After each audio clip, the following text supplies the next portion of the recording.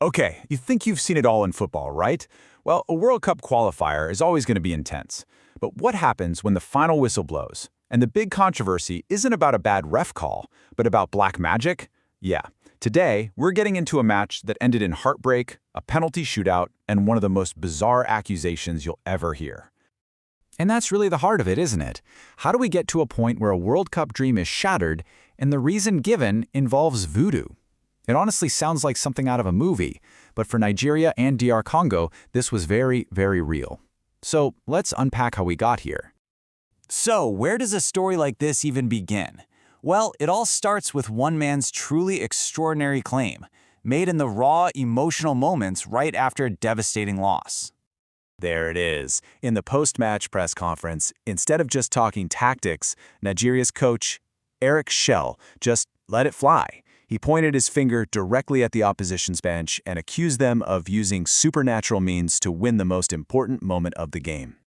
And he didn't just say magic or something vague. The term he used was maraboutage. And that's important because it's a specific term in parts of West and Central Africa. It can mean anything from good luck rituals to something more like sorcery. So this gives the whole accusation a very specific cultural backdrop. And he didn't stop there. He got specific. He said he saw them using something like water, and he even admitted it. Totally rattled him, made him nervous. I mean, things got so heated that he actually went over to confront their bench and had to be physically held back by his own staff. So this wasn't some casual comment. This was pure, raw emotion exploding on the sideline. Right, so you have to ask yourself, how does it get to this point? An accusation this wild, it doesn't just come out of nowhere.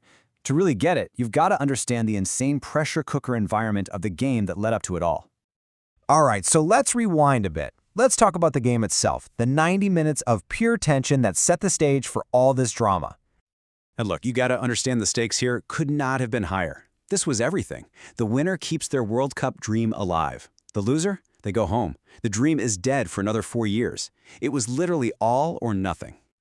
So, how'd the match play out? Well, Nigeria actually gets off to a great start, an early goal from Frank Onyeka.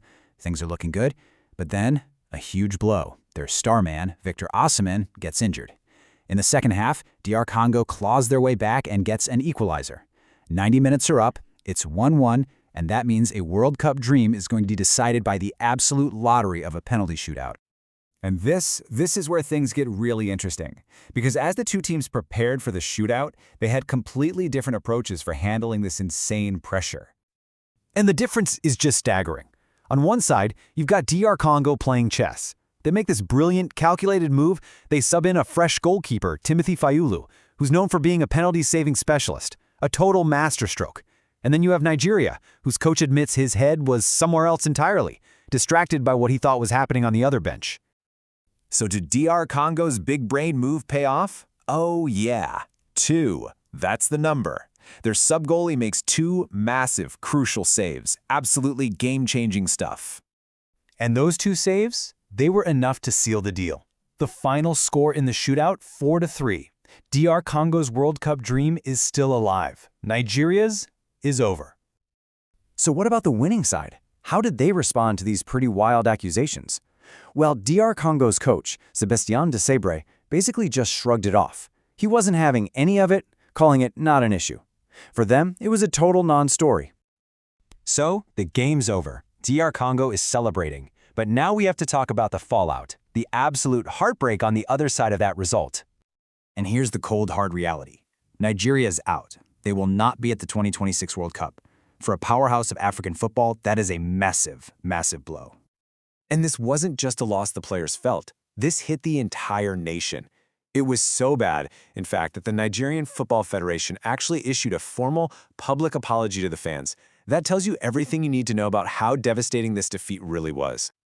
Okay, so when the dust settles, what are we left with? Because this voodoo thing, it's more than just a crazy headline, right? It actually gives us a few different lenses to look at this whole situation. Let's break it down. First, you have to ask about accountability. Was Chelsea genuinely thrown off his game, or was this a convenient way to deflect blame for being outcoached? Second, there's the whole psychological angle. You can't ignore it. The accusation taps into real cultural beliefs and just shows the insane emotional pressure these guys are under. And finally, for Nigeria, this is a huge problem. They have what people call a golden generation of players, yet they've now missed 2 World Cups in a row. That raises some serious questions about what's going on. And that's what it all comes down to, isn't it? What really cost Nigeria their World Cup dream? Was it a brilliant tactical play by their opponent? Was it a team that just cracked under the pressure?